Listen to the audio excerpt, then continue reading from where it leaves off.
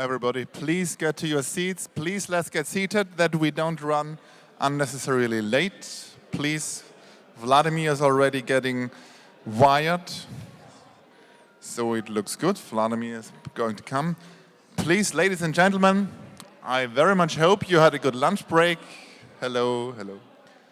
I very much hope you had all a good lunch break. You enjoyed your food. You ate some fruit. You resupplied your body with some EZ.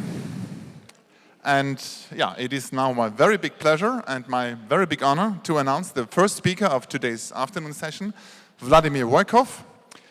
I think I see him always as one of the godfathers of this conference, here ever since, always enlightening us with his insights and wisdom, and today he will speak about bicarbonate solutions and that they are in a non-equilibrium state for a very long time. Vladimir, please. Can you help me? Thank you. Yeah. Can you help me how to? Can you? Wo ist der Spezialklick dabei? Ist der unten oder oben? Entschuldigung. May I just interfere? Where's the mouse? There is the mouse. Ist der links? Ah, jetzt sind wir. No, it appeared.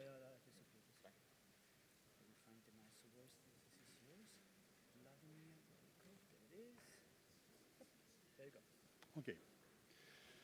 Well, let's start. And my first words, I would like for the 14th time to thank Jerry Pollock that he didn't forget to invite me to this conference. And I hope that probably we have 40 times more to continue this. My talk will be devoted to real water. Water which is real, which is around us, which is in us. Water which is called bicarbonate solutions. And all real waters, including biological liquids, are complex aqueous systems, and they contain representatives of the family of carbonates. In fact, before you, there are a lot of different, even juices which stand here. They are, in fact, bicarbonate solutions because they also contain bicarbonate.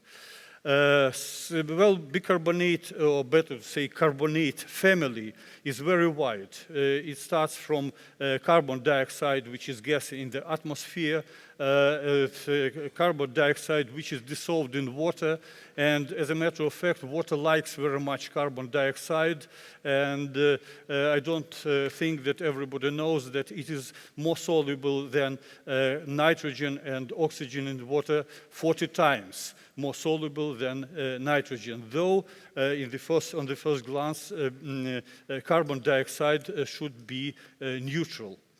Then it converts slowly to carbonic acid, and if there are alkali there, so then in water it converts into bicarbonate and then to carbonate. Carbon dioxide and bicarbonate are very kept in our body with very high precision. For example, in plasma contains, it's not, is there anything to show? Laser pointer. Is it possible to have it? So plasma of our blood contains a very precise concentration of bicarbonate, 27 to 28 millimolar, and if it goes down, that is maybe very, very dangerous for our health. Cells also contain a rather fixed concentration of bicarbonate. And there are natural waters, many of them, which are very, very rich in bicarbonate, like this, one of the champions among waters, which contains not only bicarbonate, but magnesium bicarbonate, which is very good to our health. In fact, carbonates are vitally needed for our well-being. And it was discovered probably by the end of the 19th century that at the level of the whole organism, deficiency of carbonates inside our organism results in a tissue hypoxia. And in fact, the so-called high mountain disease is not the deficiency of oxygen. That is the acapnea, that is deficiency of carbonates in our organism. And as a matter of fact, each of us can check how important is carbonate for our well-being. If you try to breathe very fast and very deeply, one may lose consciousness. Though you see, it seems paradoxical.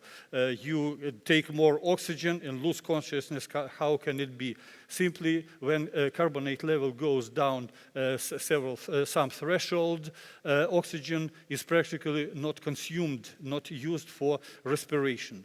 So it turns out that carbonate is very much needed for oxygen consumptions. Without bicarbonate, there is no usage of oxygen, is not used for energy production.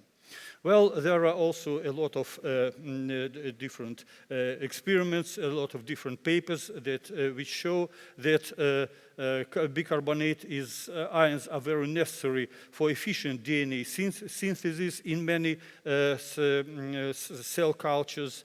Their need for sperm motility and promote fertilization, and deficiency of carbonate in the organism may result in very bad consequences. And even at molecular level, it turns out that bicarbonates are not only pH regulators, but they are needed for some not completely understood reason for the optimal activity of many enzymes and proteins and functioning of biomolecules. I would like also, before I go further, to remind one very important thing to many people, just referring to the previous talk about the importance of water to our well-being. I think that many people know that bicarbonate, in fact, is a universal drug, and many people can use it at home for increase of their activity, of their productivity, for treating many diseases. But in fact, the official medicine doesn't recognize it because it is not evidence-based medicine, though it is, this medicine is thousands of years old. Okay, so CO2 is not just the final product of aerobic respiration, but rather it's an active participant. And carbonates are universal modulators of all vital processes. In general, of course, the biochemistry and physiology recognizes the importance of carbonates for our for vital functions. But usually, the explanation is based on the support of the acid-alkaline balance in the body. Deficiency of bicarbonate is acidity, excess of bicarbonates is alkalinity, and all the processes are explained using by the balancing between this optimal pH in the body. But in fact, it turns out, recently it turned out that carbonates, and bicarbonate in particular, are very important for energy-related processes. Well, it was discovered that without bicarbonate there is no respiration, so there is no energy in the body. And it turns out that energy-related processes go on in ordinary baking soda, which people sometimes use for just improving some their pathologies. And also in these mineral waters, which are especially standing on your table, that energy-related processes go in all these waters which contain bicarbonate aqueous solutions.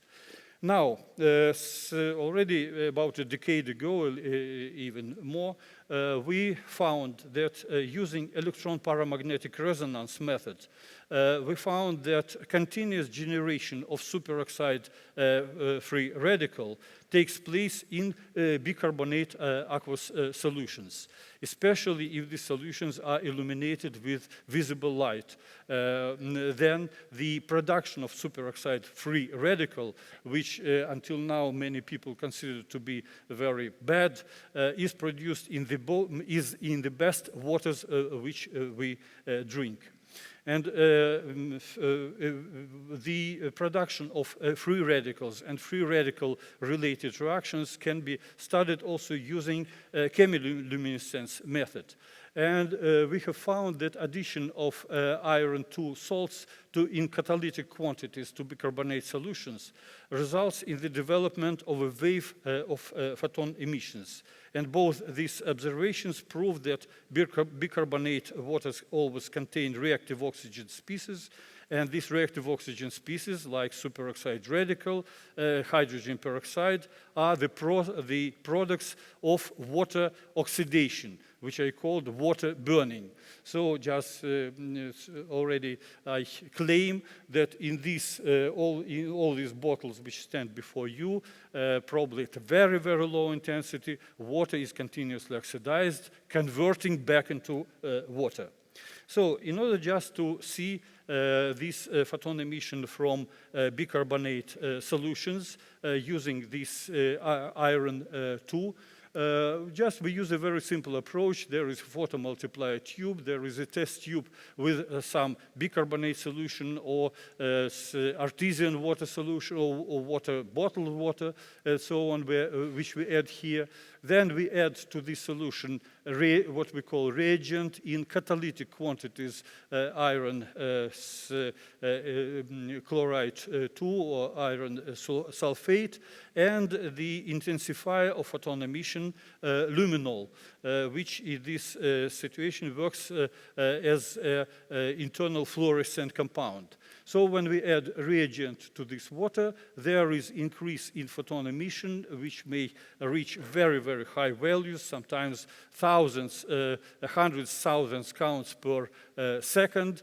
And then there is a decay of this photon emission, and then if you add another portion of reagent, you can see another wave of photon emission, which indicates about the intensification of the reactions of free radical recombination in these systems. And in these systems,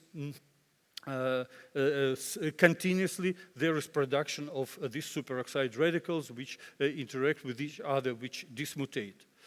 So from this it follows that bicarbonates promote a stable non-equilibrium state of aqueous systems, and that redox processes, oxygen dependent, of course, redox processes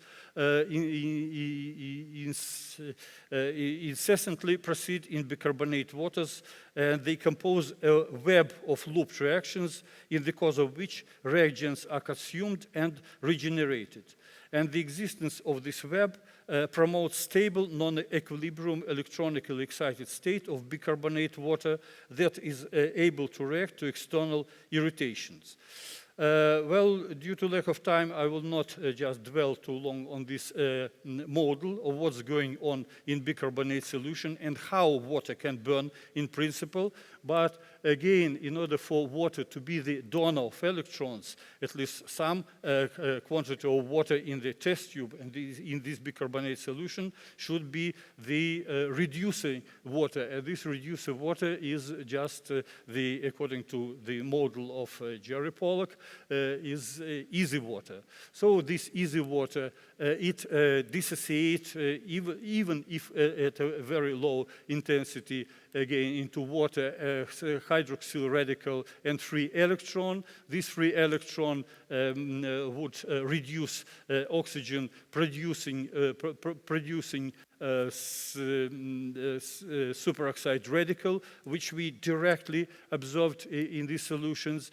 And hydroxyl radical will immediately react with bicarbonate, giving rise to carbonyl radicals, which are here, to water back, which returns back.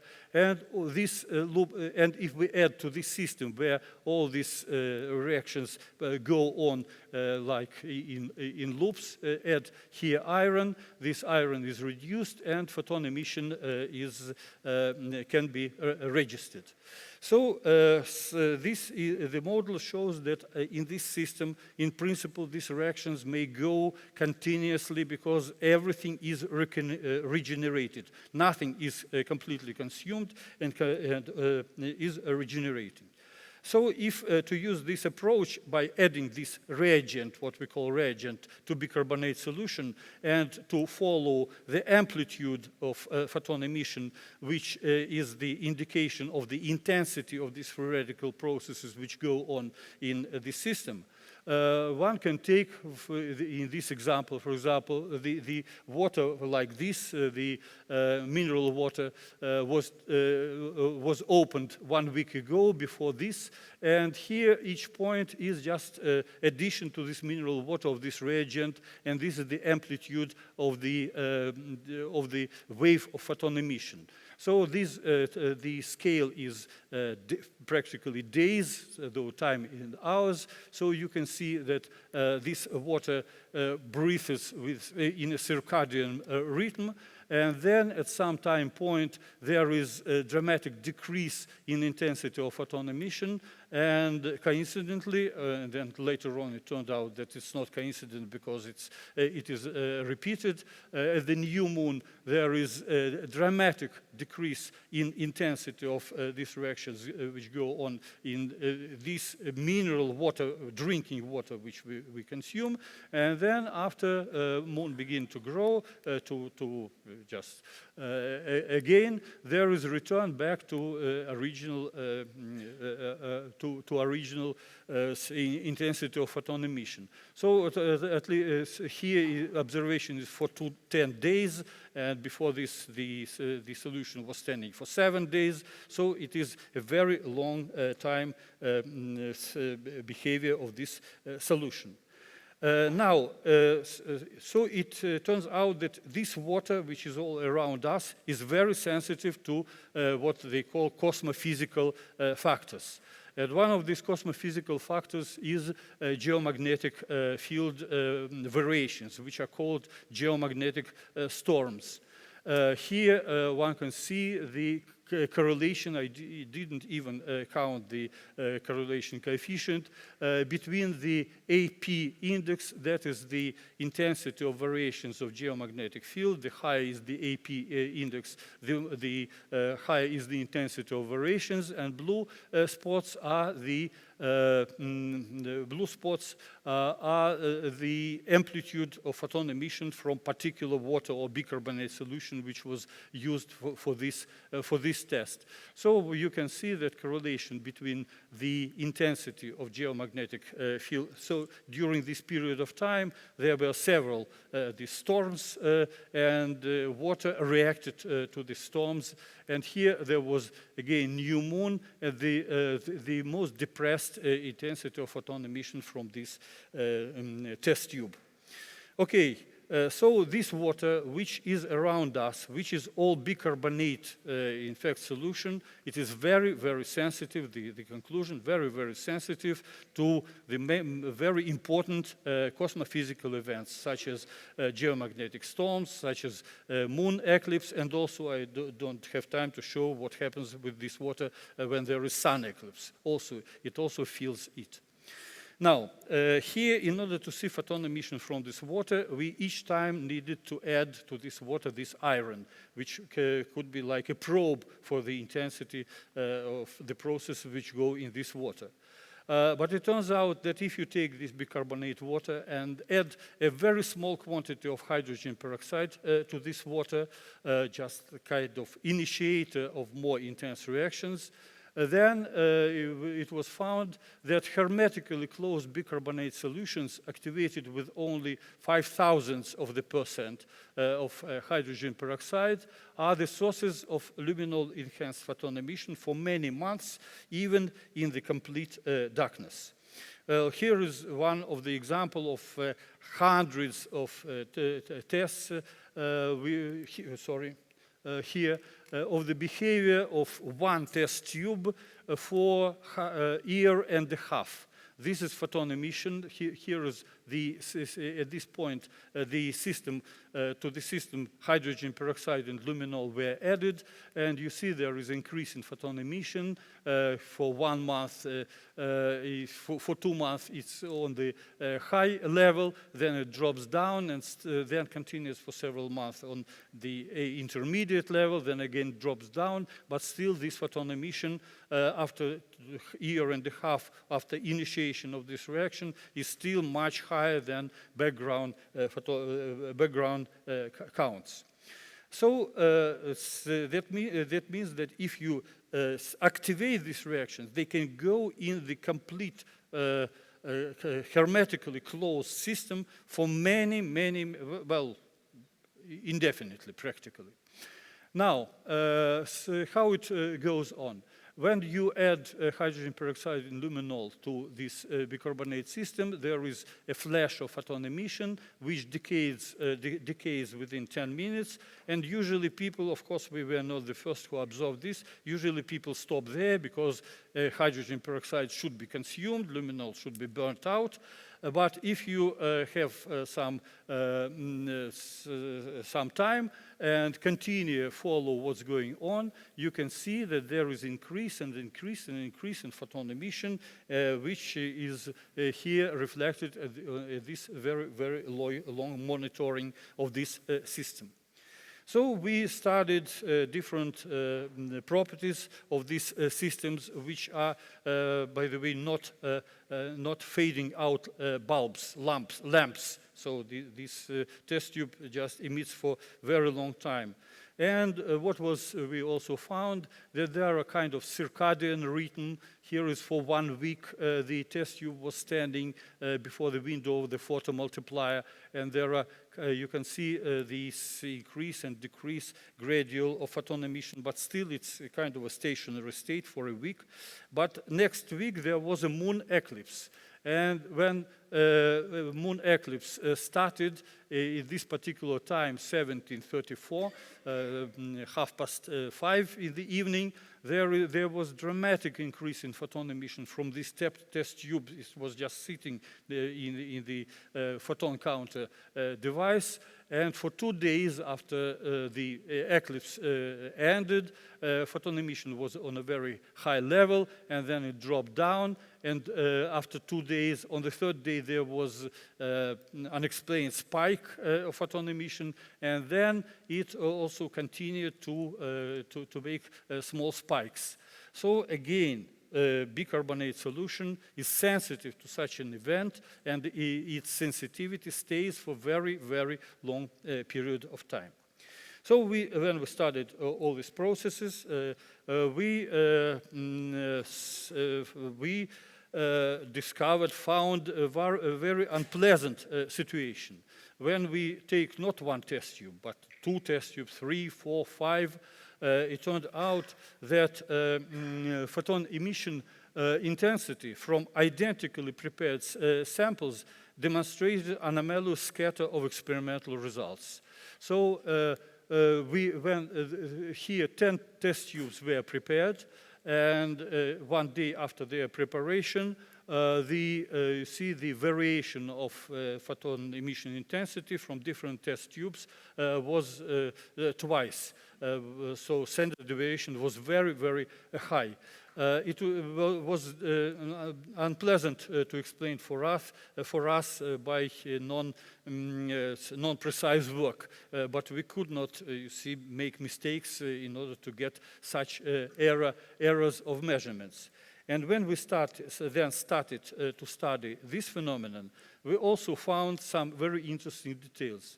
So you prepare the original solution in one bowl, in one big bowl, and then from this big bowl you distribute it.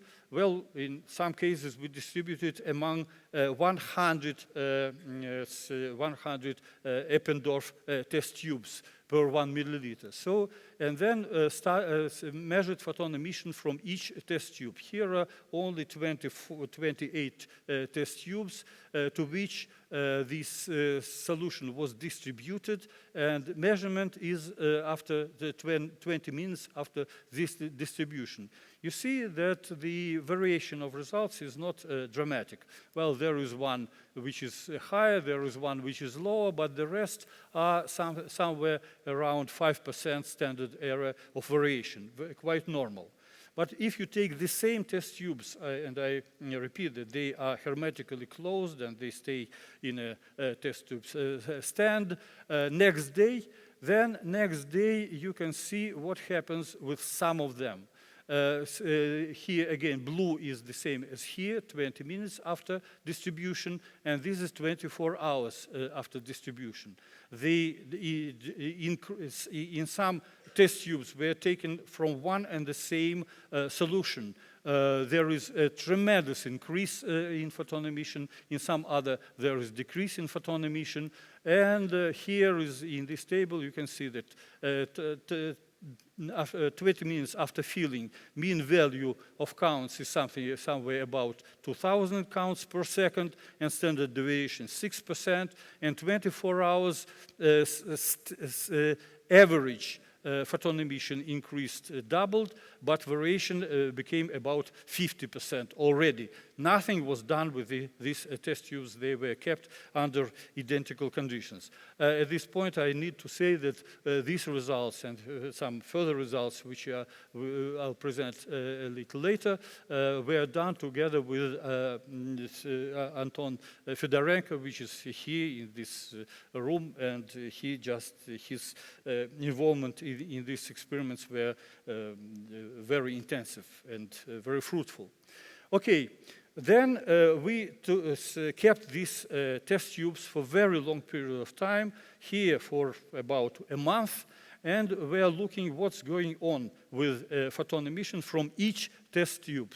So each here curve is the monitoring of photon emission from one curve, from each particular tube.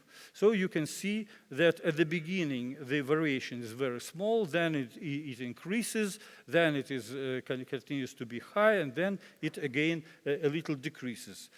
Just in order to see what's going on, if to average this very highly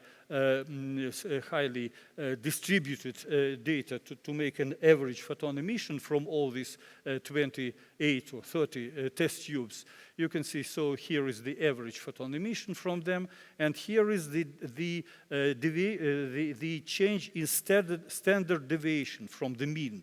And one can see that the maximal standard deviation from the mean is at the stage of increase in photon emission.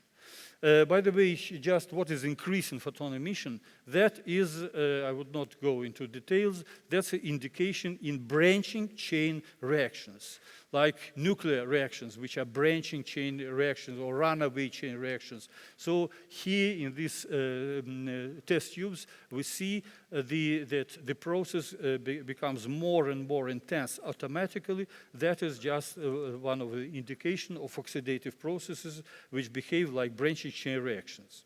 So, if to look at this distribution of results more attentively, one can see that there are at least two groups of the test tubes. They are very well seen at the stage of the intensification of flame in these test tubes. One group and another group then they continue to be one group and another group, though there are some individuals which behave not do not belong neither to one group to another. You can see that this, for example, test tube belongs first to the first group, and then at this time point, it's more or less several days past, it's shifted to another group. I would say that the behavior of this activated bicarbonate solution is very, in the first sight, very chaotic. But if you look at it more attentively, it is deterministic. So that is just the experimental evidence of deterministic chaos, I would say. Here, so there are two groups, and one in another representation of these results. Here are the numbers of test tubes, and here photon emission from each test tubes. That is blue is 20 minutes after 2 hours after preparation of the samples. Then already next day, already you see that some test tubes begin to burn more brightly. Then the difference between them becomes more and more evident. And here, these belong to one set of reactions, and these belong to another set. But there are intermediate behavior. So we have the just solution in one glass. Just intuitively, we think that it is a homogeneous solution. Yes, completely. And when we take from this homogeneous solution one sample, another sample, and very simple, it's just soda solution in water. One sample, another sample, and third sample, you see that they may be as much as this difference develop in this solution. How to explain? And here is, well, plausible hypothesis, what's going on, but it may be supported by many other different evidence. So this is not homogeneous solution. This is solution which contains at least two different water in two different states, I would say. Or it is solution which contains some objects which are not microscopic. I call these objects clouds, and I remind you about Jerry when he was talking about clouds in the sky. These are clouds in the liquid. And so we don't see these clouds. These clouds are also in a potential state, because when we take them immediately, they do not differ from each other. They only later on begin to develop into different situations. So if you take something from a cloud, you get one result. If you take some liquid in between clouds, there is another result. And all these results, they begin to be evident after some time. So there is this development, like development over photo, over film, which was exposed, and only you need some time in order to see this development. So the degree of non-equilibrium of activated bicarbonate solution after their preparation increase, they flare up. Yes, I'm just coming to the end. The development trajectories of different individuals at the stage of non-equilibrium growth, non-equilibrium growth also diverge. When the maximum non-equilibrium state is reached, energy levels in different individuals tend to converge, and difference between them become smoothed. And I have no practically time, but I would like to, I am a biologist and not just a physical chemist, I would like just to add one interesting analogy to what we observe in bicarbonate solutions. It turned out that activated bicarbonate solutions of common genesis and developing embryo belonging to one laying behave in a similar manner. What I mean, more than 150 years ago, there was such a great biologist, Carl von Baer, the founder of embryology, who made a discovery which was forgotten for many, many decades. He studied he took the layer of chicken eggs, many, many eggs, and each day of their development was studying the embryos, how similar are they or how different are they. And studying them for the whole period of their development, these embryos, he came to such a conclusion that the younger are the embryos, the more they are different. Difference may be so big that it becomes doubtful that from these embryos would produce the same adult forms. So they diverge dramatically. However, in the course of further development, the differences eliminate and the overwhelming majority of the newborns are similar and do not deviate from the norm. So, in fact, if just to look at this scheme of the developing many, many embryos and the data about the development of process which goes on in bicarbonate solutions, one can see some similarity. But this is a very important analogy, because although a very new step in development can be made thanks to the previous stage, but the whole development as a whole is governed and guided by holistic nature of the animal, which should be reached in the course of the development. There is no such a previous state that would be the only and absolutely determining future. That was discovered, I repeat, 150 years ago, and now we are talking about the strange attractors, about the chaotic deterministic system, about the open systems like this. So this phenomenon, which is called in biology equifinality, and we use much more intricate words like a strange attractor, something like this, is also characteristic of a simple dynamic water system, a bicarbonate solution, which in a sense is a prototype of living systems. So that's what I wanted to tell you about water which are standing before you at the tables. Thank you.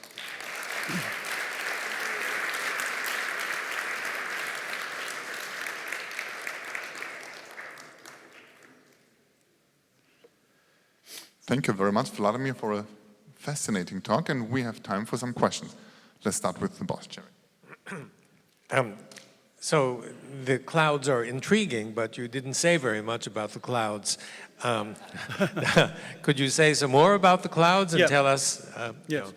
You see, here we are dealing with a solution. And about 10 years ago, a little more now, 15 probably years ago, it turned out that there are no solutions at all.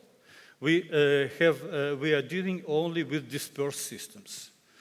When you make a solution of, I would say the champion in this field is Slovenian Sedlak. Now there are more and more works which show this. For example, you take glucose and dissolve it in water.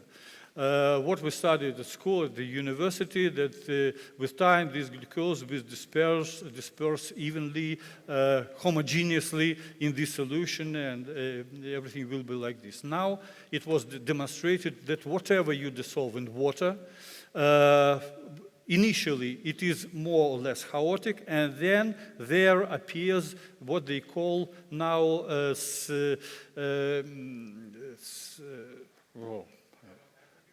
not aggregates or domains, things like this. And the dimensions of these domains studied with dynamic light scattering may reach several hundreds of nanometers. But in fact, according to Emilio Del Giudice and so on, these domains should also unite into domains of the second level and so on. So that's already, in fact, it is a cloud. The concentration of these clouds may be less, it may be more. Usually it is very low concentration of these clouds. but nobody studied it in particular. But whatever you dissolve in water, make these clouds, from alcohol to sodium chloride and to all other. So there are no solutions in the sense that we studied.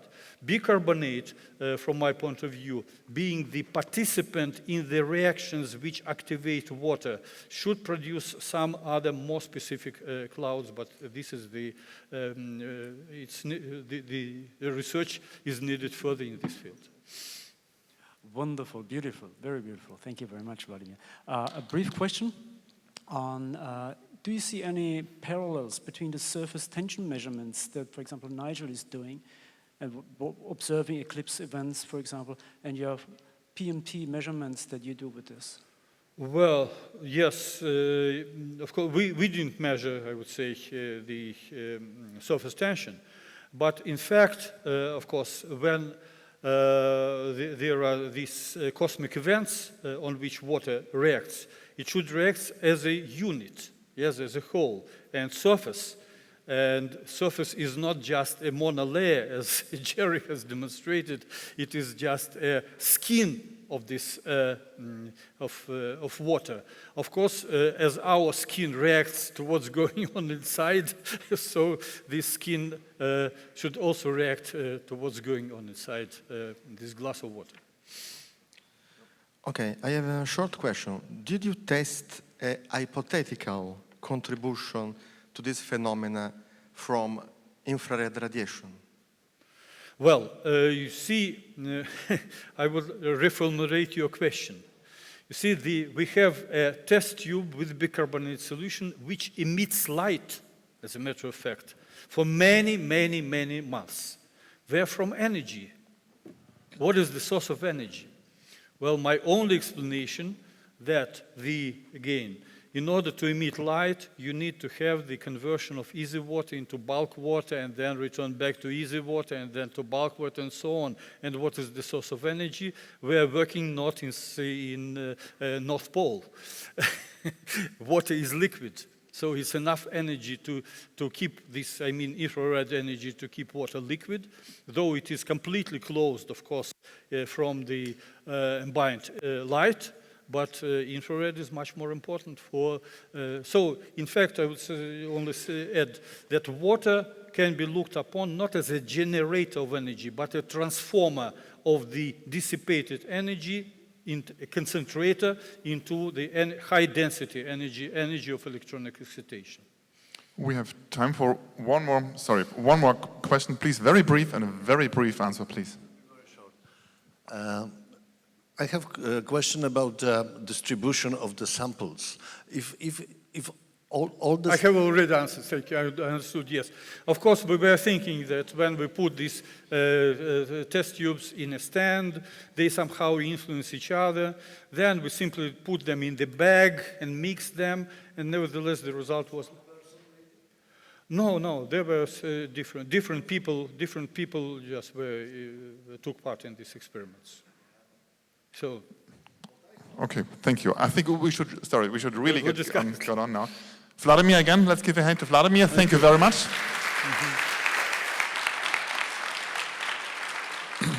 And please, ladies and gentlemen, let's welcome Lars Olsen, and he tells us about yeast glycolysis, and that it provides, as he will tell us, strong support for Gilbert Link's association induction. You go over there. Association induction hypothesis. Please. Mr. Olsen.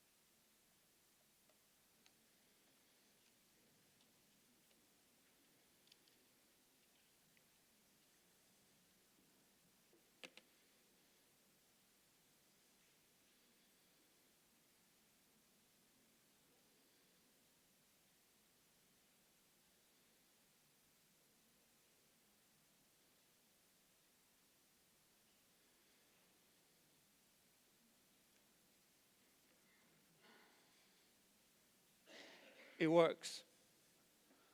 I want to start out by thanking the organizers, and in particular, Professor Pollack, for inviting me to come here and share my ideas. I am a newcomer to the field. It's only my second time, so you have to bear over with me. My background, but I was really thrilled this morning because my background is really in nonlinear dynamics field, which is, some of you know, as chaos theory field. I started that 45 years ago. Just to tell you where I come from, some of you know where Denmark is. We're here, Denmark is here, and I come from Odense. It's called the University of Southern Denmark. It's a very ugly building, and there's a lot of construction work that I'm not going to show you because it makes it even uglier. But if some of you have ever heard of Odense, this is where Hans Christian Andersen was born, just to enlighten you. My background is also, I'm a biochemist, so I like working on cells. I prefer working on enzymes. They're much simpler than cells. But more recently, I have been working on cells. And this is a cartoon from a textbook. And it shows a typical eukaryotic cell, what the cell is like. And we see that there are many, there's a cell membrane surrounding the cell, and inside the cell we have many organelles like mitochondria, we have the nucleus, we have the endoplasmatic reticulum, and so on and so on. And then there's a small bar pointing to a void space, which they call the cytoplasm. And if I ask some of my colleagues what is in the cytoplasm, they say it's water. And I say, what is the water? Well, it's fluid water, they say. But they forget one thing, that the cytoplasm is incredibly crowded with macromolecules. And even for some of the traditional physical chemists who did study, so we have an enormous amount of high molecular weight macromolecules, proteins, nucleic acid, etc. And it's filling up the space in there. So there isn't actually a lot of space for water.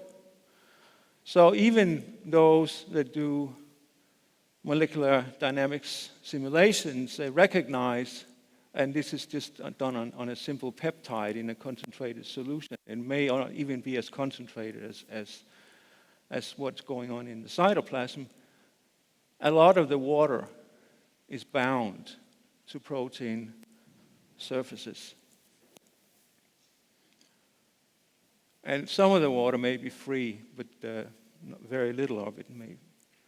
So my background, which I'm going to tell you, well, actually it has been recognized in more recent years that there are these small regions which they call membraneless biomolecular condensates, which are water environments that are not separated by a membrane.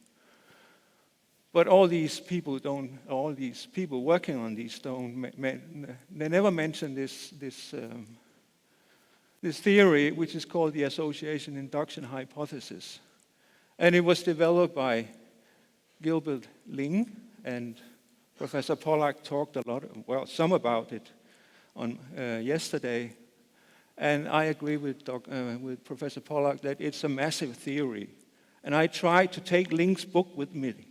I put it in the suitcase, and then I lifted my suitcase, and then I took it out again. So in order to explain to you what the association induction hypothesis is, but a lot of you would know that already. And I'm only 1/3 into Ling's book still, but what it says, and some of the highlights are that there is a reversible transition between two states, the resting state and the state of activity. The activation of the cell starts with the splitting of ATP, which is the central energy molecule in the cell. Everybody agrees on that. And then there are some cardinal absorbents which control the reversible shifts between the active and the resting state. And one of these cardinal absorbents is par excellence, is the ultimate metabolic product, which is ATP. Cell water is polarized and oriented and then is dynamically structured. And potassium ions accumulate in the resting cells by selective absorption to the carboxyl groups of dicarboxylic acids residues. And this is just about what I know about Ling's theory. And for the last 5 years, I have tried to falsify it because this is as a scientist, I mean, I believe that hypotheses should be falsified. My favorite organism is known to all of you. It's yeast. The process that I study is glycolysis, but this is the part of glycolysis where you put in glucose and then the yeast produces ethanol for you. So we are making a lot of beer in my lab, but it's not the kind of beer that you would like to have, because in order to get this process running, we have to inhibit respiration. Normally in a brewery, they do that by letting the suspension go anaerobic, so there's no oxygen present. But we cheat. We add cyanide. So you wouldn't want to drink our beer. Secondly, we used genetically modified yeast. So anyway, but the yeast is not doing this to please us with the ethanol. The yeast is doing that to produce energy in the form of ATP, or it's doing is to produce ATP. And in the process, it converts another molecule, NADH, which is going from an oxidized state to a reduced state and back to the oxidized state. So now we have a setting. So one of the things that I want to measure is NADH, which is fluorescent. There's autofluorescence, and the other thing I want to measure is ATP, because in our lab we developed an ATP sensor so we can measure ATP in time. Then we have some other probes, and this is the trick, because we want to measure polarization of water inside cells, and that's not an easy process, not to do it directly. So we have, to our disposal, we have these fluorescent dimethylamino-naphthalene probes. We call them DAN probes. And they are developed to measure, they're polarity-sensitive probes, so they're developed to measure polarization of the solute in which they are, exist. And we use 3 of these probes, but mostly we use this probe, this ACTAN probe, which is the simplest probe. It's water-soluble.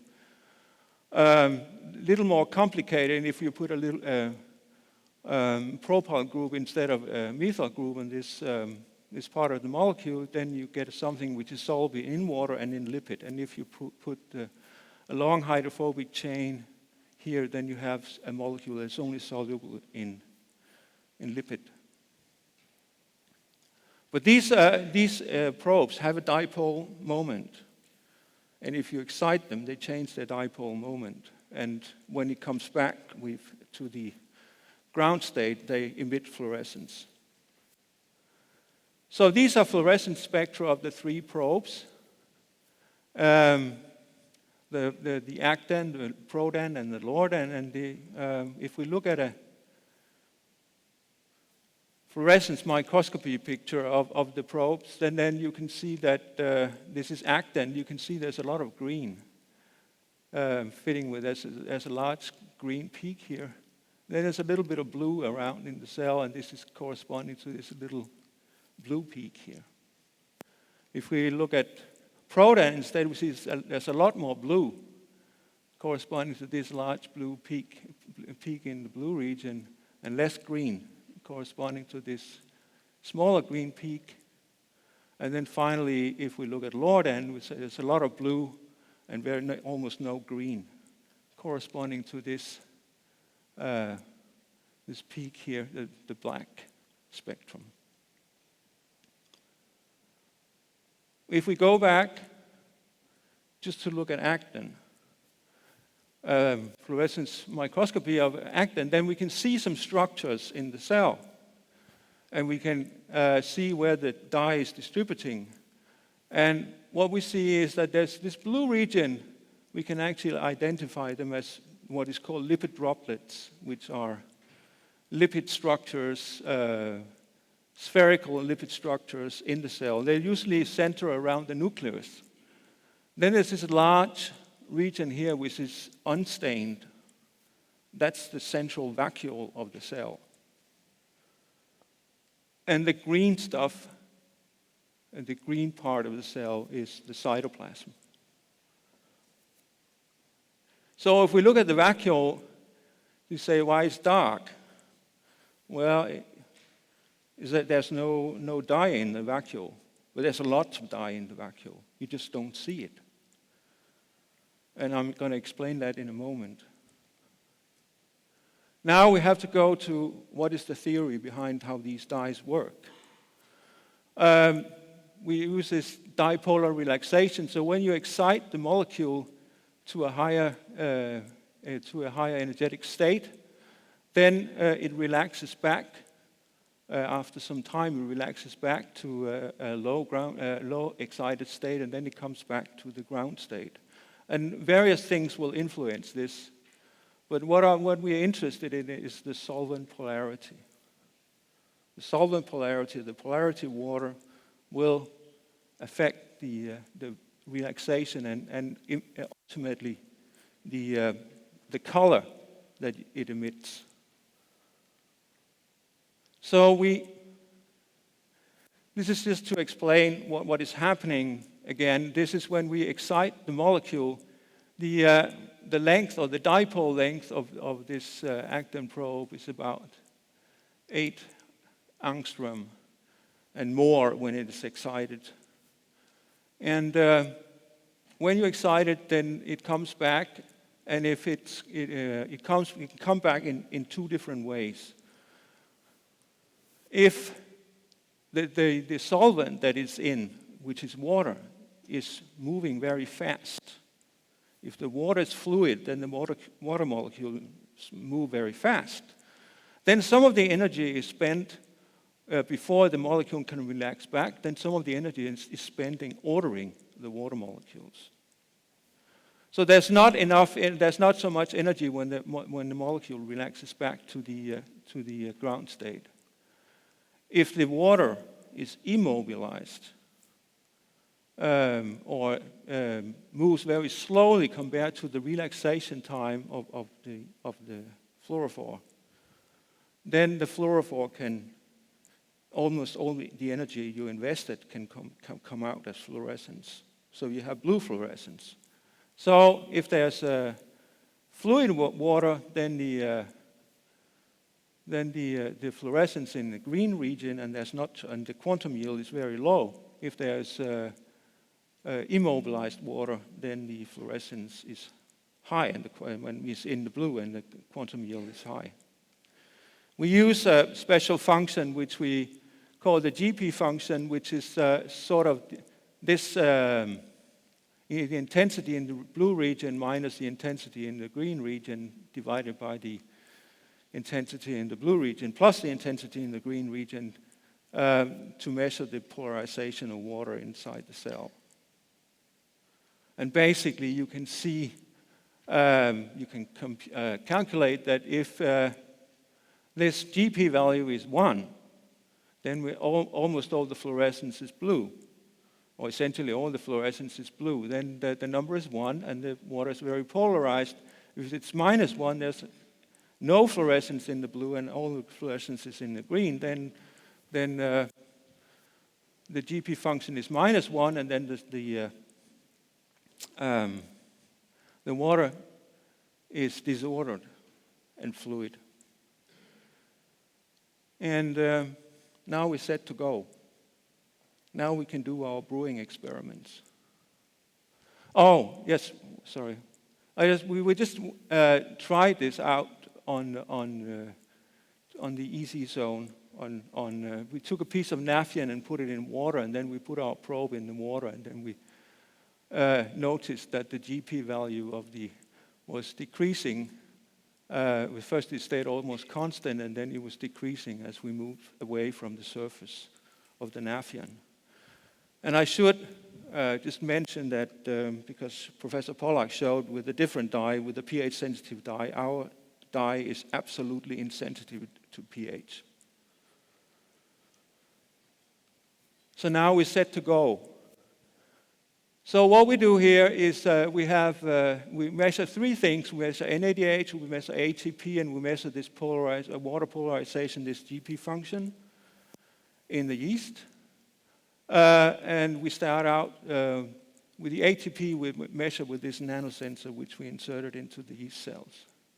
So here is what a typical experiments look like. The NADH starts out low. The ATP starts out high. The GP function starts out somewhere, and then as you add glucose and potassium cyanide to start out glycolysis, then the process starts oscillating. That's one thing. The other thing is that the ATP starts out high, but then it starts, at the same time it's oscillating, it starts decreasing. The same thing happens with the GP function, that the water goes from a more ordered to a less ordered structure, and then we see the oscillations going on. And then at some point, the glucose is exhausted. That's about here. Glucose is exhausted, and then the ATP comes back to its original level. The GP function comes back to its original level, and NADH goes high, but we don't need to worry about this. These are the two most important observations, that ATP is declining in a cell that is producing ATP. So this is the puzzle, and this is something I have not understood. We did this many, many years ago, and we never understood why. I mean, before you start this experiment, you starve the cells for hours in order to deplete them of all internal metabolites. But yet, you can't get rid of the ATP. And we have looked at the ATP and looked if it would go away for days, but it never goes away. It always stays high. But as soon as you activate the cell and start metabolism, the ATP goes down. Just to see that we did a Fourier spectrum, and we saw that all three variables have the same frequency. And the frequency is about 0.025 hertz, corresponding to a period of 40 seconds. And it's almost impossible to change this period. We tried various things to kill the oscillations. One of them was wabain. Wabain is a cardiac glycoside, and it's known to be an inhibitor of the sodium-potassium pump. There's only one problem here. I mean, wabain kills the oscillations, for one thing. The other thing it does is that wabain takes this GP function out of a region. We have actually done experiments that shows that in order for the yeast to oscillate, it has to be the GP has to be within a certain region, and if it comes outside this region, either become too negative or too positive, they stop oscillating. Now you might ask, why do yeast oscillate? I can give you an explanation, but I don't have time today, so if some of you want to know, we can talk afterwards. But one of my friends once went to a brewery in which they monitor the yeast while it's producing beer. And they were measuring this by spectroscopic methods. And my friend noticed that the yeast, that these measurements, they were oscillating. And he said that to the brewmaster. And the brewmaster says, yes, they do it all the time. And if they stop oscillating, it's because the beer is going bad and we throw it out. So there must be something to this. But I can give you a more detailed explanation on this. So according to Gilbert-Ling, wabain acts as a cardinal absorbent. So it might be why it's not one of the good ones, I can tell you. Another thing that we measured was potassium in yeast, and that was something I mentioned in the beginning. And a yeast cell contains about 300 millimolar of potassium ion. We measured intercellular potassium using a fluorescent potassium probe, and the binding constant of the fluorophore for potassium is about 20 millimolar. So if we were measuring potassium and all 300 millimolar potassium was free, then we should never see oscillations of potassium. Well, we do. So when we add glucose, and this is just showing NADH and potassium concentration, and we applied a calibration curve to the potassium measurements, and we could see that the potassium concentration never comes about 15 to 20 millimolar, which is about 1/20th of the potassium that it should be inside the cell. Again, we did a Fourier spectrum, and the two Fourier spectrum are identical. But we speculate that most potassium is absorbed to proteins in cells.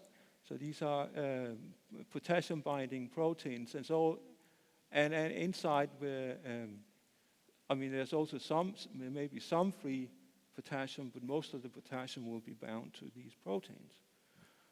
So we thought, what can we do to see if this is true? Well, one of the things we did was to add latrunculin B, which inhibits actin polymerization in yeast, and actually yeast contains a lot of actin.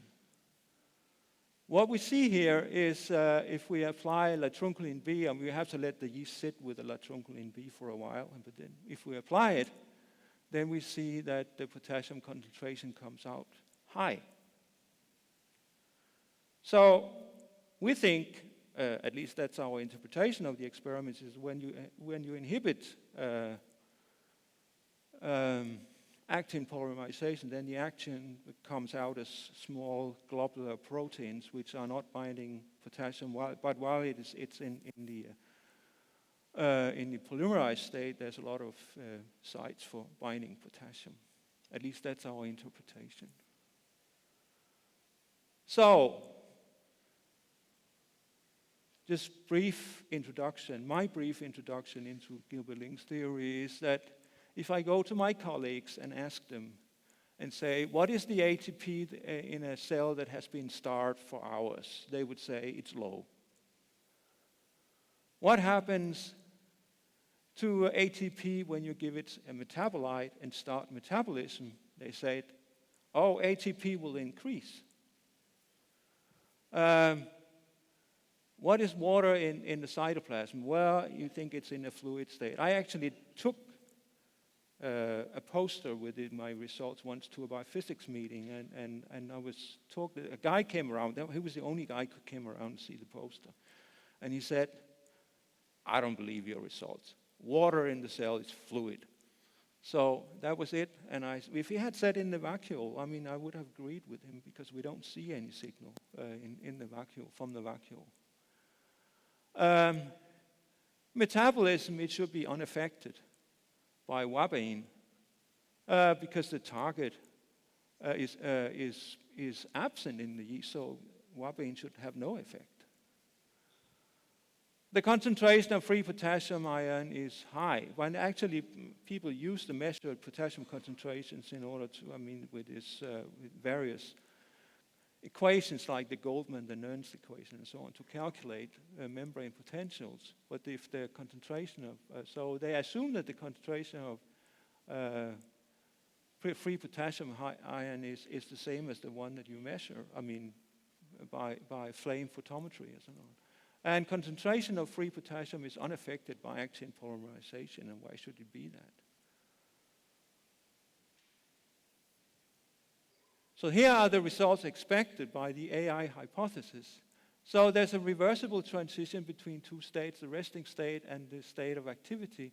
The resting state should have a high ATP, and the state of activity should have a lower ATP because activation of the cell starts with the splitting of ATP, and this is what we saw, ATP concentration decreases. Cell water is polarized and oriented and thus dynamically structured. And we see that polarization is high in resting state and drops upon activation. And that's pretty much in line with the association induction hypothesis.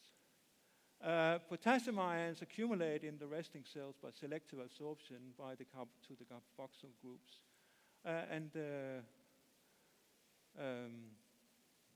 And this should imply a low amount of free intercellular potassium in the cell, at least specifically in the resting state, which is what we see. And inhibition of actin polymerization should increase the free potassium concentration. So this is pretty much it. So I'll just tell you about my co-workers. One of them is a good friend, Luis Bagatoli, who used to be in my university, but now in Argentina. And another one is Henrik Toge, who was my PhD student, who did a lot of the work. There's Roberto Stock, who's in Mexico, and who is our theoretician on the association induction hypothesis. So everything I don't know, I ask him about. And then finally, thank you for your attention. I wish you good, healthy oscillation.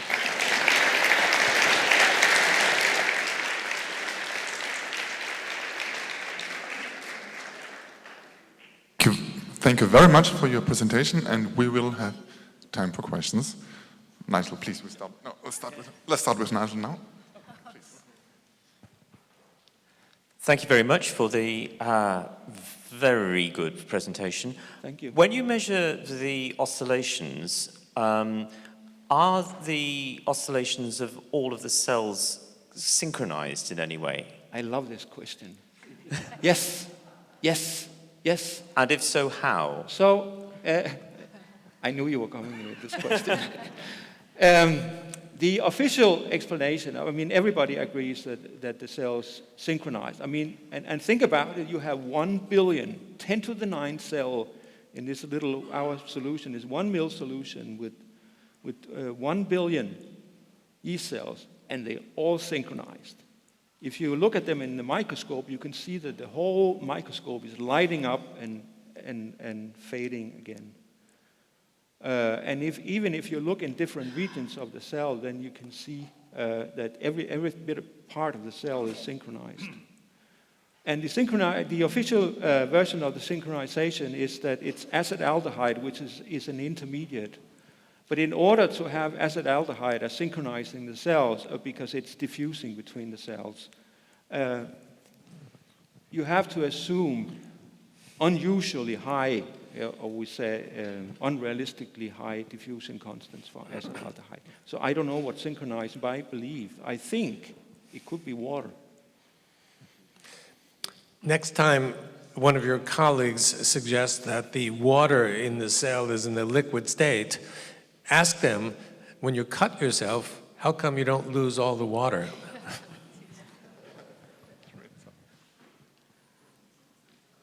But they still do. Thank you very much. This was intriguing and stimulating.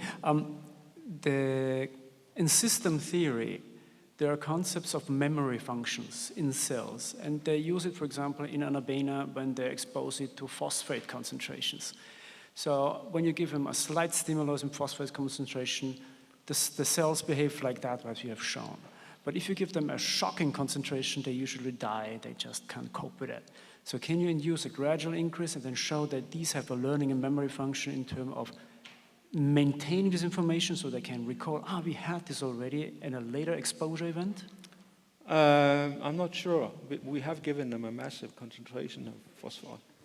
Yeah, I mean, it's a 100 millimole of potassium phosphate concentration they are in.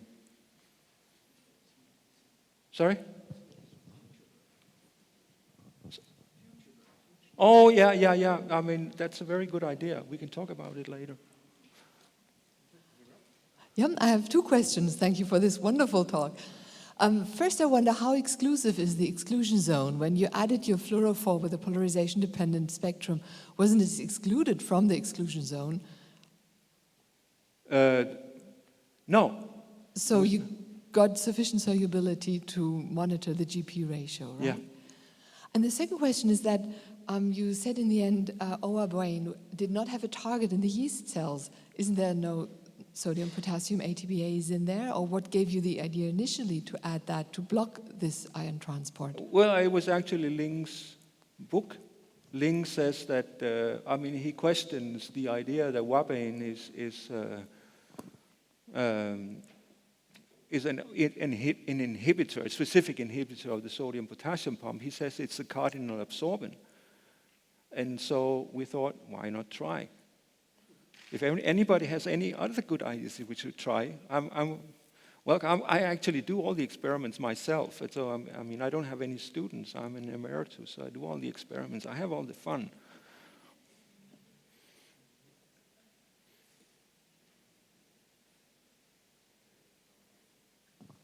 Any more?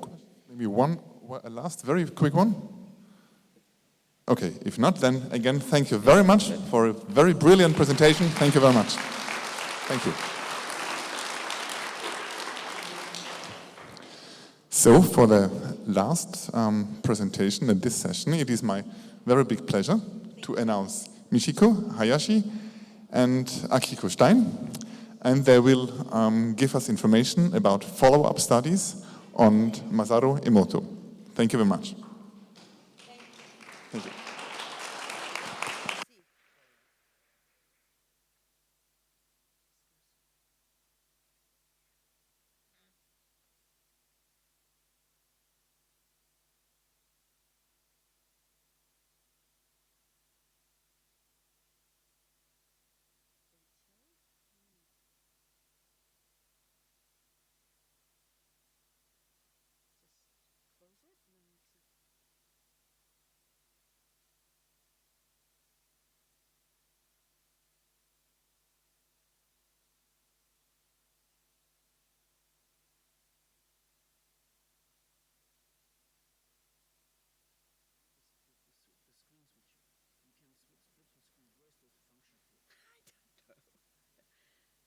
Can you see? Let's try it.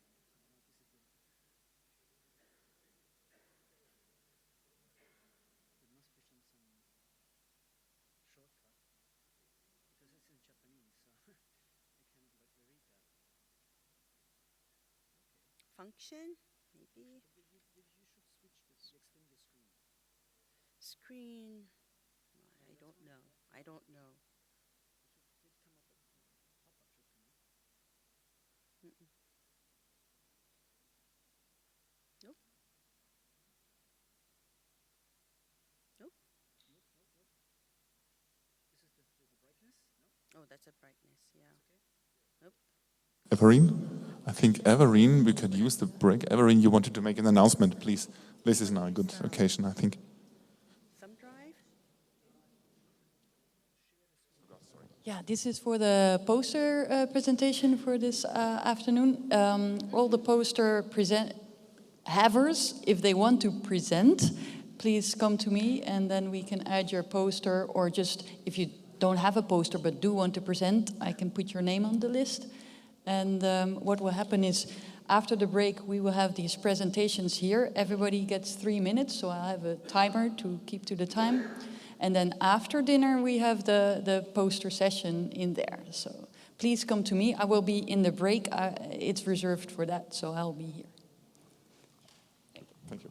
Thank you, everyone. Thank you. No.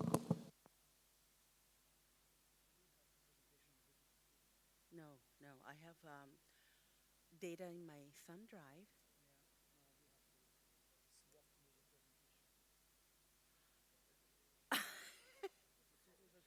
It's not.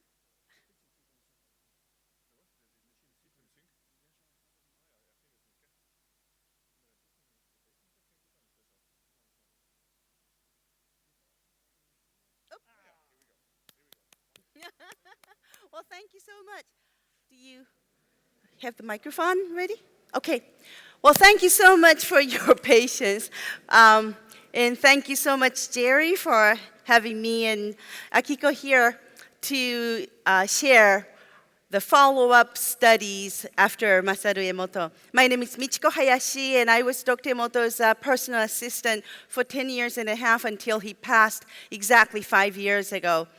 And I'm from Emoto Peace Project. My main work is Emoto Peace Project. And today, as part of Office Masaru Emoto, I would like to show you some of the experiment that I did with 528 hertz. I did it because Dr. Emoto used to use this 528 hertz just before he was doing the water ceremony, and I continued to use 528 hertz. And I wanted to see how water responds to 528 hertz. Masaru Emoto, I will be talking about who Masaru Emoto was and why he started to do this research on water and how to take water crystals. And some of you may have seen how to take the water crystals in our facility, but for those who have not seen, I would like to show you how to do it. And then after that, I would like to introduce 528 hertz water crystals. At the end, I would like to ask for the collaboration. Okay, so Dr. Emoto, at the beginning, he was the doctor of alternative medicine, and he healed more than 10,000 people using this Hado machine. Hado means vibration. Hado machine called MRA, it's magnetic resonance analyzer. And what he did was he detected the root cause of the problem or diseases that patients or clients had. With using this Hado machine, MRA. What he did was after detecting the root cause, the vibration, then he imprinted the vibration to neutralize the problem, the root cause, and imprinted into the water, the frequency to the water that patient would drink. And that's how he treated more than 10,000 people. And at that time, he knew that water had memory and carried information, and that water can heal people. But most of the people back then did not believe that water could heal people. So that's why he wanted to show in a visual way that water absorbs vibration, the frequencies, or we call it Hado. Before he started to do the research on water, he was a master of vibration, Hado. So he wrote 11 books on Hado vibration. So in Japan, he is a master of Hado, along with researcher on water. So this was the foundation, and then he went into the study on water to prove that water absorbs vibration, and it shows whether vibration is good or not, positive or negative. So that was the fundamental thing, the foundation.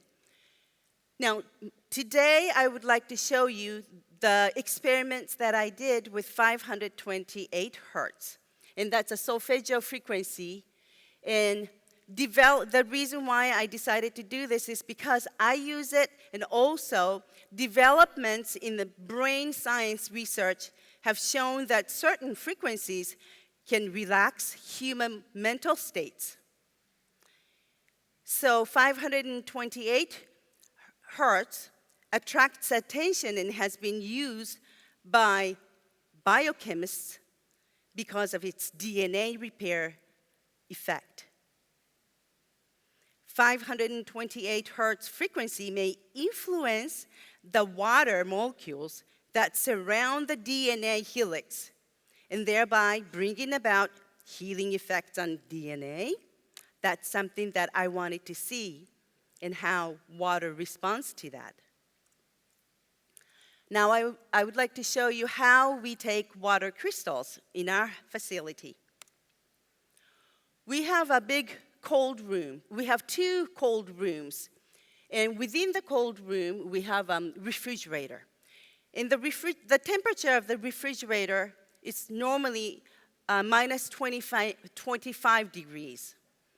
And the refrigerator is set for minus 5 degrees. And we make like 50 petri dishes of droplets from 1 sample water to take 50 pictures of crystals.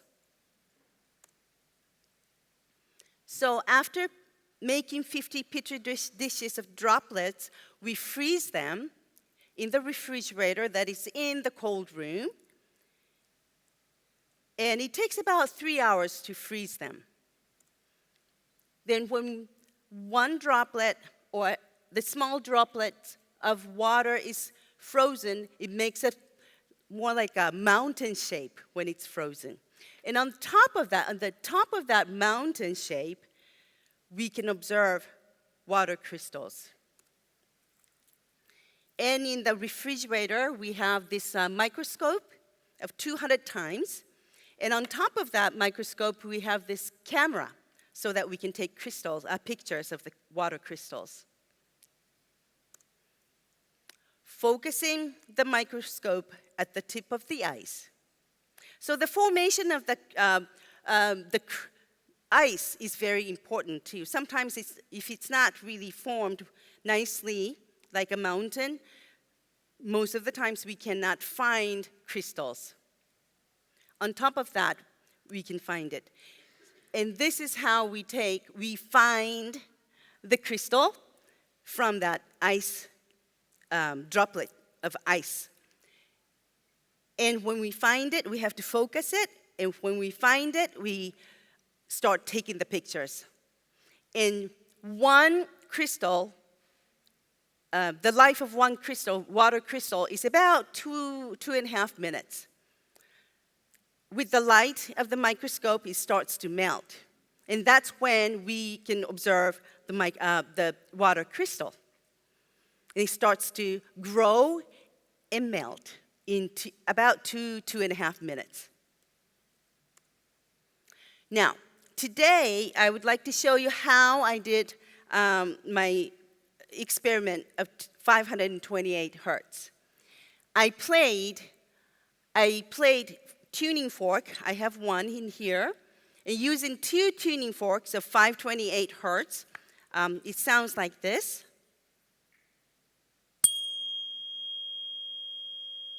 Okay. And I played it to water for about 5 minutes to 8 minutes. To distilled water. We use distilled water to take water crystals. And after that, our photographer froze droplets, 50 petri dishes, and then started to take water crystals.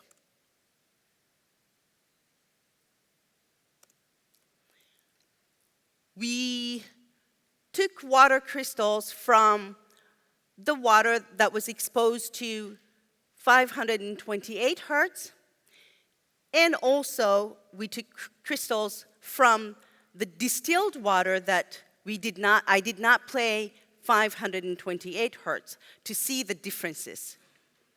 And I did 3 times of the experiments, 3 different days. And the same photographer took the crystals in the same refrigerator and same time of the day, also blind.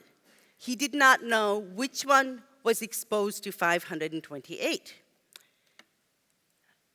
The experiment 1, it shows right here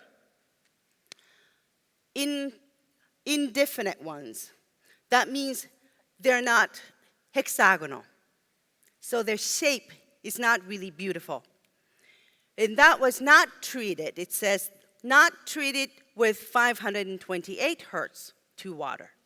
The one below is treated with 528 hertz to water. Now here you can see beautiful form of water crystals. There are 3 of them out of 50.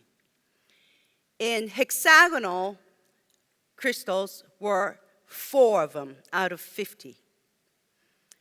And we classify the most beautiful to no crystal at all.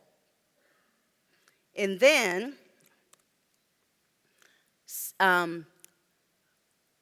we score each crystals. The most beautiful one, is 100 score. Hexagonal ones are 70. Indefinite, 40. Block, 30. Depression, it's not really, it doesn't have shape, 20. Non means there's no crystal. They could not observe any crystal. That's 10. So, depending on how many we could find the beautiful ones to non, out of 3 experiments, we saw how many scores each classified ones made. And so there were a total of 150 water crystals that we took in each non-treated and treated with 528 hertz.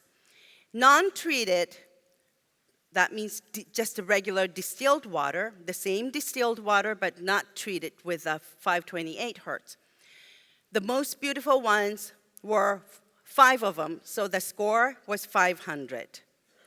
Treated with 528 hertz were 7 of them, so 7 times 100 was 700. So the total number of not treated distilled water was 5,050. And treated one with 528 hertz was 5,420. So average score of each water crystal was not treated one, that means distilled water, was 33.66667. The treated one with 528 hertz was 36.13333. So, as you can see, in this graph, these are the beautiful, toward coming this way, it's more beautiful. And coming this way, there's no crystal. And the red one is treated with 528 hertz. So you can see that there are more beautiful ones with 528 hertz until indefinite right here. After that, distilled water, there are more distilled water without having beautiful crystals. So, as you can see, the average is, it's not a very big difference because I did only 3 experiments. And I have to do more experiments to see more accurate numbers.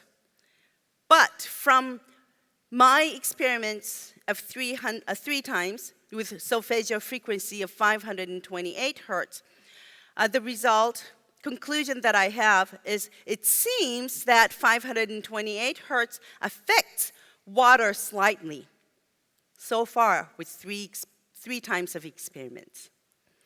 And after playing 528 hertz to distilled water, it made slightly more beautiful water crystal images. That means when water forms more beautiful crystals, that means the information that water is receiving is better. The more beautiful crystals with more beautiful hexagonal, beautiful formation of the crystal is better information from the experiment and from the research that Dr. Emoto has done. in these past more than 25 years, and we have water crystals, over 200,000 of water crystals. And what we have to do is, until now, these days, we did not really classify very well. But we want to make it science now, because when Dr. Emoto was still alive, he had the difficult time because he said that he was not a science, and this was not a science. He said, as long as this gives a really beautiful message to people to live in harmony within and with nature, that's what he wanted to do. But because of that, because he selected the characteristic one, so the scientists would say this is not science, even though Dr. Emoto said this was not really science.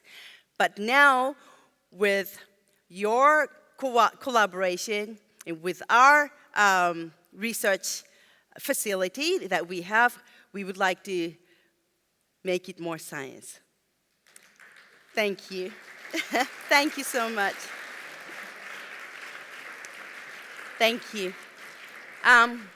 So Dr. Emoto's son is the president of the company, and I am working with him in the same office, and he asked that this is a request from Dr. Emoto's son, Hiro Emoto. He said, Office Masaru Emoto's facility needs to be improved for more scientific studies. Due to financial difficulties of our office, our company, we have not been able to make water crystals science. So we are looking for collaborators to do researches together, and we are happy to provide all the necessary information about laboratory, what you need, what we need to do together. And so if there's anyone who is interested to collaborate with us, please contact either me or Hiro Emoto, Dr. Emoto's son. Either one of us are always happy to communicate with you and share more information. All right? Thank you so much.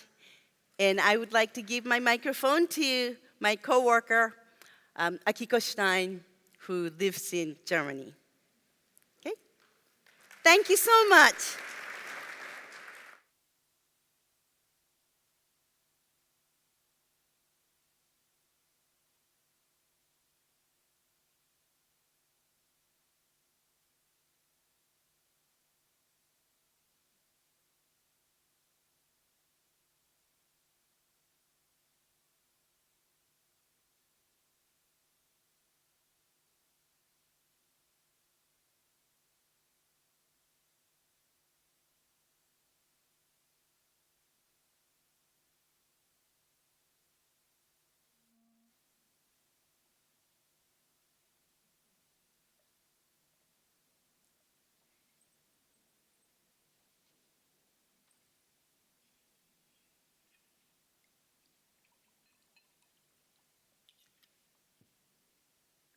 So thank you.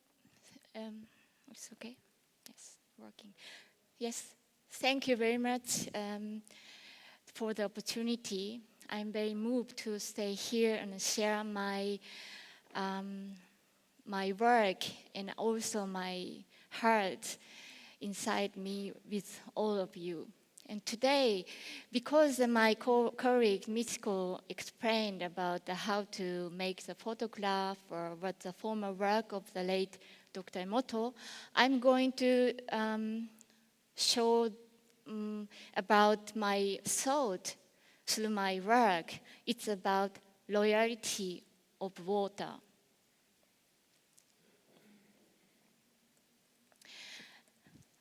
As maybe you know, I'm doing the laboratory work in honor of the late Dr. Masaru Emoto in Germany. I created the laboratory and do many my experience.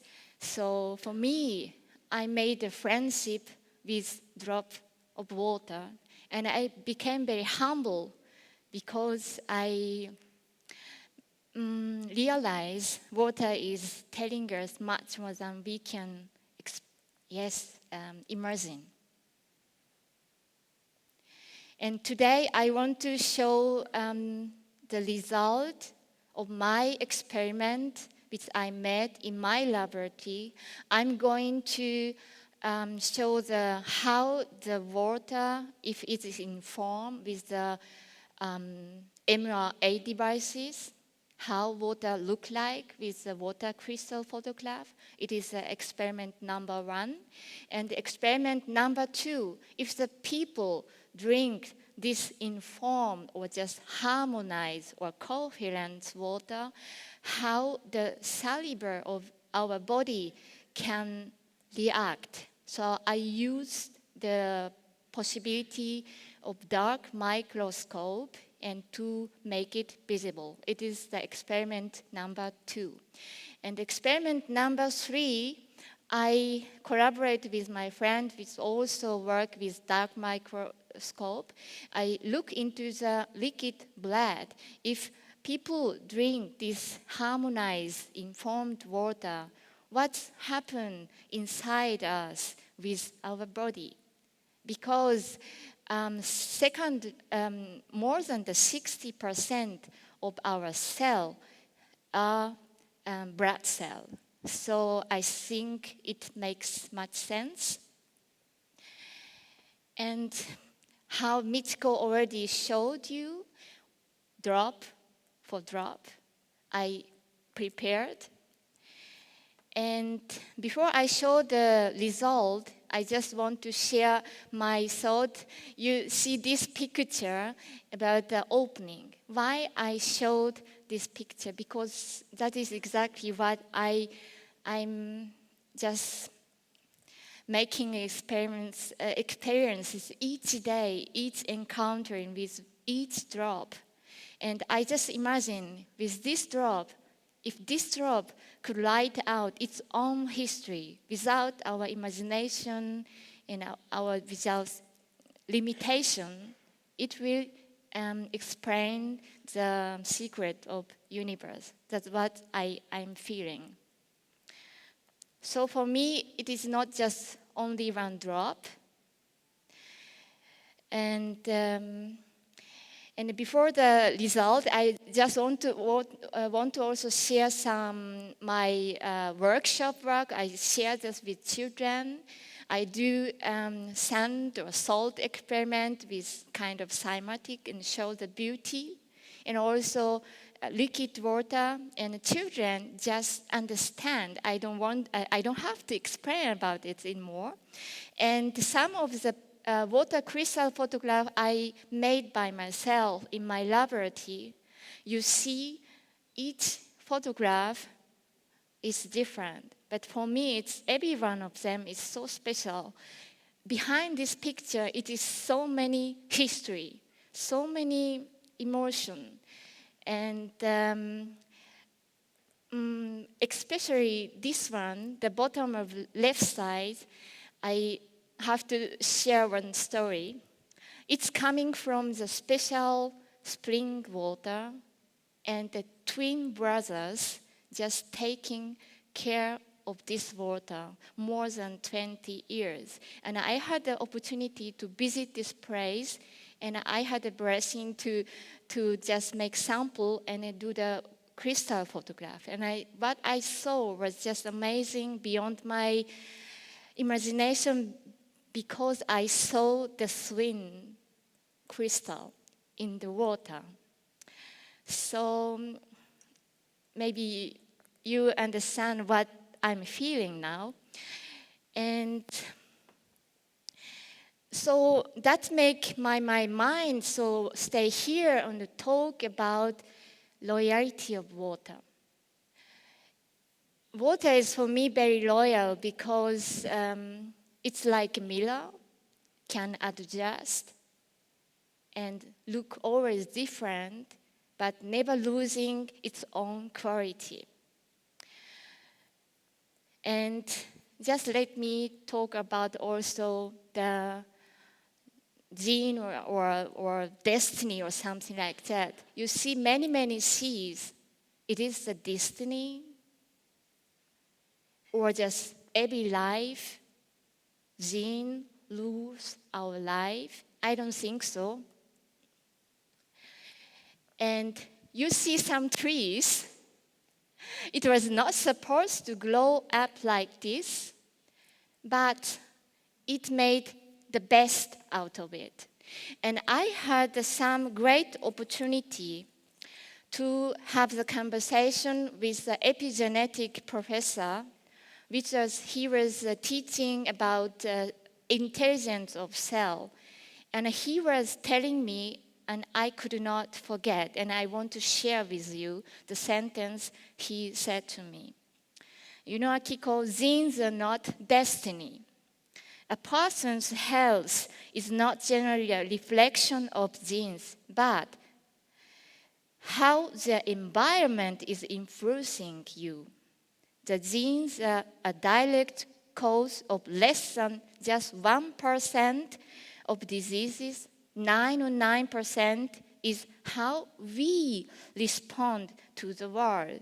So it means the water inside us responding. The moment you change your perception is the moment you are rewriting the chemistry of your body. Your children's genes reflecting only their potential, but not their destiny. It is up to you, up to us, to provide the environment that allows them to develop the highest of potential. So in this thing, I saw also loyalty of water. Water giving everything the form. And everybody, you know, sometime hard time, and also very, very old lady could look like this. So, and also about our water, Mother Earth, 70% water, and out of that, 97% of it is the ocean.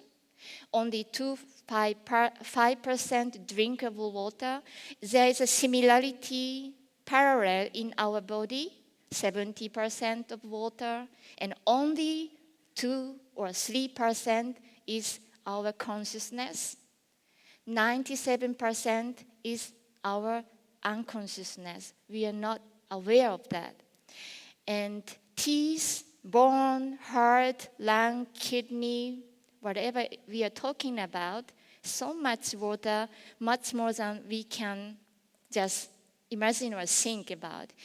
But not at least our brain is, you know, more than 90%. And each cell. So for me, it's obvious to think in this way. And I want to share also one picture, the water which was contaminated from the radioactive accident. And Dr. Emoto used the MRI devices and sent the lab and gratitude vibration to it. And it was a chant. It is very, very clear that we cannot just ignore that. And also, if water here, you can say to yourself, or you can say to your neighbor, you are beautiful. What you're doing is wonderful. And then water look like this. So it means the water inside you is now changing. And now it's coming to my result from the 3 experiment. I show you at first the 3 starting point. I photographed the tap water from my town. It is like this. The second ones from the person, the saliva just before drink informed water. And the third one is the water blood cell with treating anything. And now I treated the water with the MRI devices. And in my MRA devices, I just want to also share my thought about. You know, it is the same technology than like MRE. You know, it could also gain the Nobel Prize for medicine. And what you see is kind of, yes, doctor will say you have cancer or something like that. Actually, what we've seen is disturbed water structure which is not coherent anymore.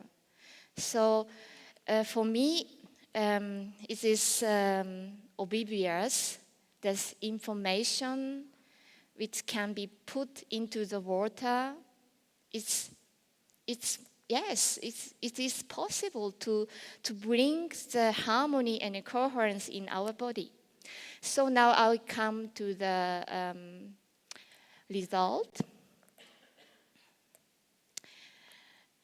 It is, you see the two picture of the crystal photograph which was made by me, and the starting point and after the treatment, harmonized, not perfect, I know, but you see clearly the difference.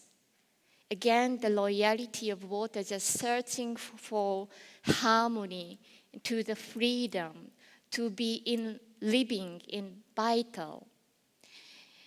And the second one, if we drink this water, what's happened with inside our body, in saliva.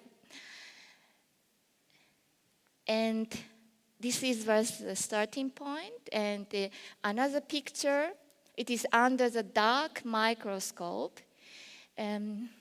Doesn't look like here.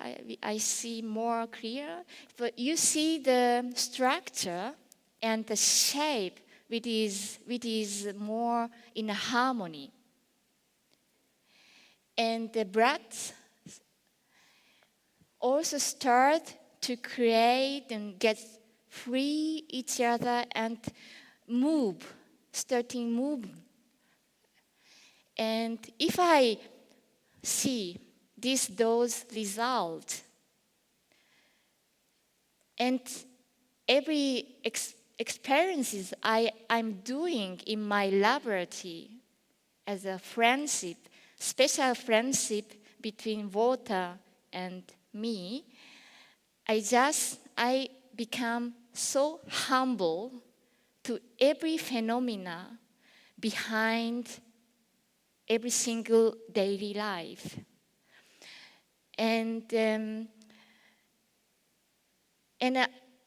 I have heard, if the Mother Earth, in the partnership, the circling around together with another planet, for example, Venus, you see what kind of shape exists. We don't see, but they are dancing and they are showing this beauty. It takes some years. It's a different rhythm or a dynamic wave than we are now living here, but it is under the same universal law of the universe. And I think the phenomena of the water crystal photograph is just under the same law. And so how the Michiko also told, I'm so happy for every collaboration and for every, what kind of project make our world a better place than today or yesterday. And at the end, I want to remind you again, I was in Japan with my children when typhoon number 90 was hitting Japan. So you see one of this picture, and 3 days before 22nd of October, Japanese emperor said his, made a ceremony. And at that time, typhoon number 20 should hit the Japan again. Everybody was just scared. But what happened? He could do the ceremony in the beautiful weather. It was raining, but raining stopped. And then it came rainbow. And the typhoon number 20 changed the course, so didn't hit Japan. So I again became so humble. What is it? So Jerry is talking about the phenomena of clouds and climate. I'm resonating every time with every moment with this message, because I feel, I experience, I know somehow from my deep heart. And so I will say, the life is the dance. And water is hearing you and be so loyal to you. Depend on what you think, what you say, what you treat is your attitude inside, and also attitude to ours outside. And I want to just say last message for this conference. Please feel your own calling in your heart. Your dream is just the same. Why do you came here and it makes you research? Because you have the purity inside you and make the world a better place. So let's stop counting just our bad experience or sadness, and see the beauty, and let's go together beyond. And there's a place we are meet us together again in our harmony of unity. And just repeating the same mistakes of our history, war and conflict and damaging the nature and something like this, just keep doing it. It's very sad. And create ourselves and recognize how blue of our clear, pure blue sky every day above us, above you. And embrace now and here and feel the breeze being here together, and feel that inside you, because it's a beauty inside you and it is in your hand, it's our hand. And thank you very much for your attention. And I really appreciate Professor Gerald Pollack, because he is believing, and he was believing the philosophy and the phenomena, and from the scientific aspect, he wanted to make bridge, and it looked like rainbow, to connect the kind of spiritual phenomena, but can be also explained by science. And so thank you very much for this wonderful opportunity.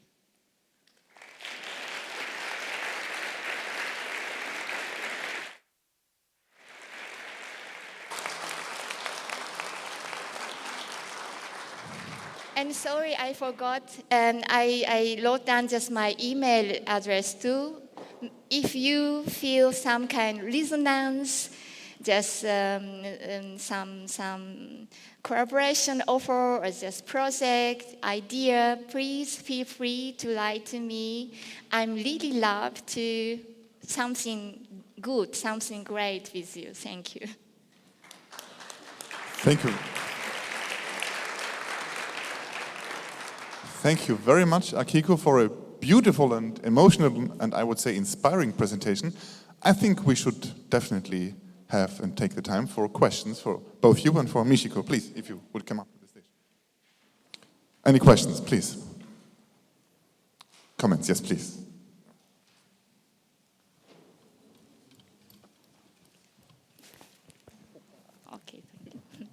Well, thank you both of you for your very emotional talks indeed. I have a question to the first talk where you analyzed so many different photographs.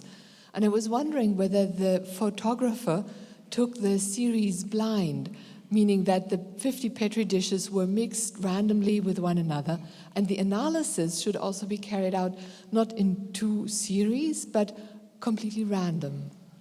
Okay. Yeah, thank you so much.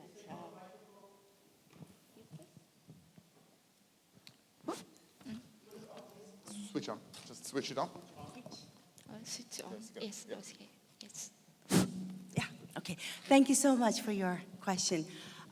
When we at the beginning, we make 2 bottles of distilled water, and we prepare 2 boxes, kind of, it has aluminum foil inside, so that we can just protect the information.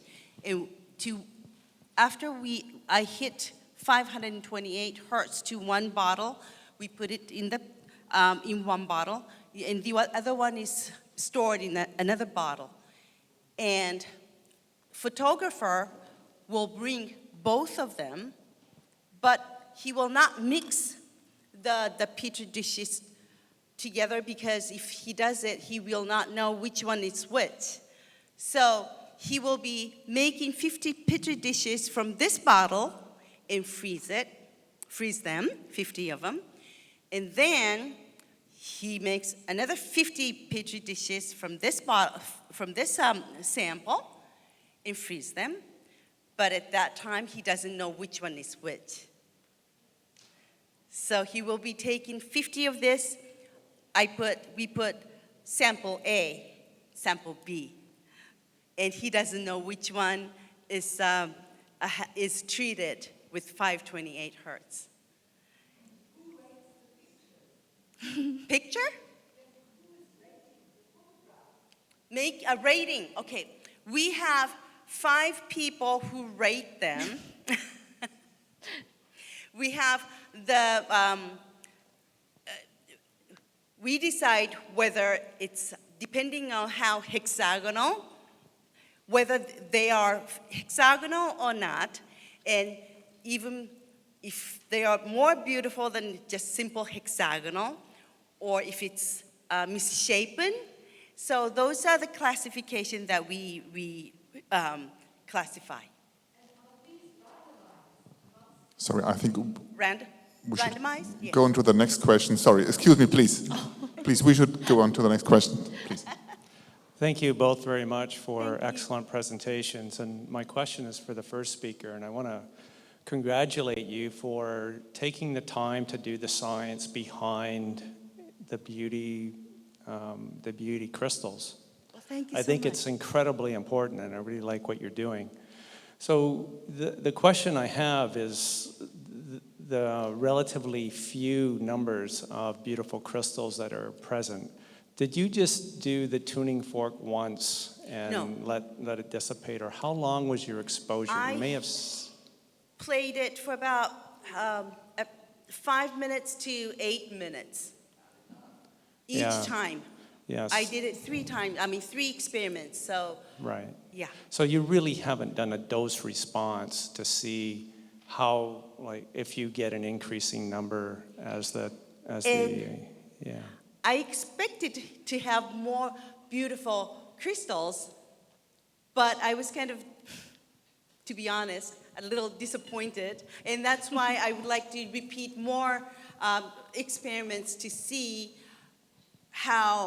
whether I should be playing more, a longer time, or maybe if I leave it for over overnight, 24, yes, overnight, then do they make better crystals? It makes better, more differences. So those are the experiments that I would like to still do. Thank you. I think we can do one last very quick one. Beverly, please, yes.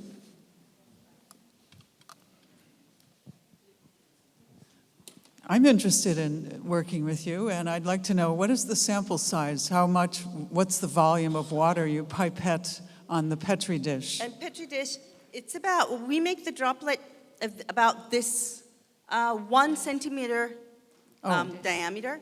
You don't have a water. fixed volume or with a pipette? Do you put We use the Pipette man. pipette? Yes. Pipette man, Yeah. okay. and then several droplets to see All the right. size and make the beautiful round formation when we make the droplets. And do you use plastic or glass dishes? Plastic. And it might be better to switch to glass. I think so. Thank you very much. Please give another big warm applause to Michiko Thank and you so Akiko. much. Thank you very much. Thank you. Thank you so much. Thank you very much. So, and we will have coffee break now, and please let's be here again at 16:35. 16:35, please be on time. Thank you very much.